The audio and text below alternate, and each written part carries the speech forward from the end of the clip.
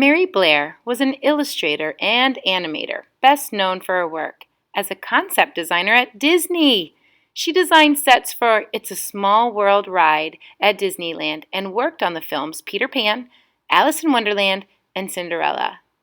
Blair brought a new, more modern style to Disney Studios, using color in innovative ways in her illustration by using unnatural colors with strong contrast. She also illustrated several little golden books that are still in print today. Let's go ahead and get started with our Mary Blair inspired homes. Beginning with the end in mind, you can see lots of lines, shapes, and details to give these Victorian houses lots of whimsy and character. So you're going to notice how I'm drawing very lightly in pencil. I'm kind of just sketching out a basic idea of those geometric shapes to make up this Victorian house. I'm looking for shapes that I like, shapes that I think will work well together to get started on the base of my home. Once I've got something that I like, I'm going to go ahead and outline it with Sharpie just to provide a basic structure to what my overall shape of the house will look like. It's my plan, it's my blueprint of what I want my end in mind to look like. It's just a basic shape.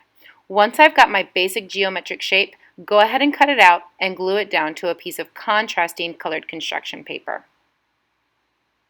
Now, let's go on to adding in some interesting shapes that'll really start to make this look like a house. You'll notice that when I started beginning with some shapes, and I was thinking about ways that I could really decorate and design this house. I tried grabbing a couple different colored pieces of construction paper to add some geometric shapes to really make my house not such a monochromatic orange house, but instead adding in my own details of triangles, some more rectangles that are in different colors, some different shapes for windows, and also giving it a little bit of personality and character with some of those window shapes as well.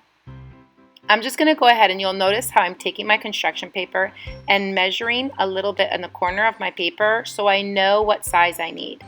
I'm placing some guidelines, taking my scissors and cutting those guidelines so that it fits where I want that color to be.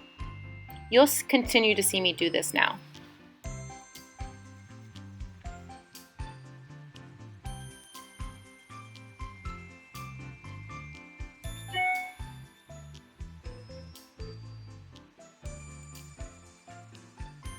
Boy, this is already starting to come to life because it's not such a monochromatic one color orange house, but instead it's creating layers to this house and creating more interest by the shapes and designs that I start placing onto this house. Again, use that basic house shape to guide your sizes of those pieces that you're putting onto your house. I always draw it on top of the house to make sure that it's going to fit when I cut it out and glue it together. If you have two items that are the same, just fold your paper and cut it so that as you cut, you end up with two.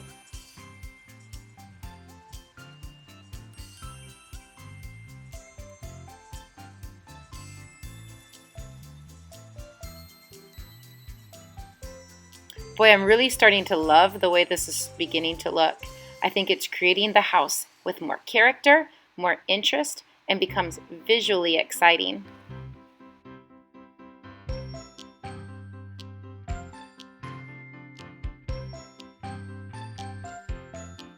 Hey, check it out. I love the way that this is really turning out right now. Let's go into our next step, adding line and pattern details. This is a really fun step that really takes this up another level. It's creating the architecture and the details that bring this house to life. I like to take my Sharpie and outline each individual shape and then add on some more different designs and patterns to really start to make this look like a house. This is the step that takes it over the edge and makes it really fun. Enjoy making this process and having tons of fun with making and creating your own Mary Blair whimsical architecture. Thanks for watching, boys and girls, and have a great time.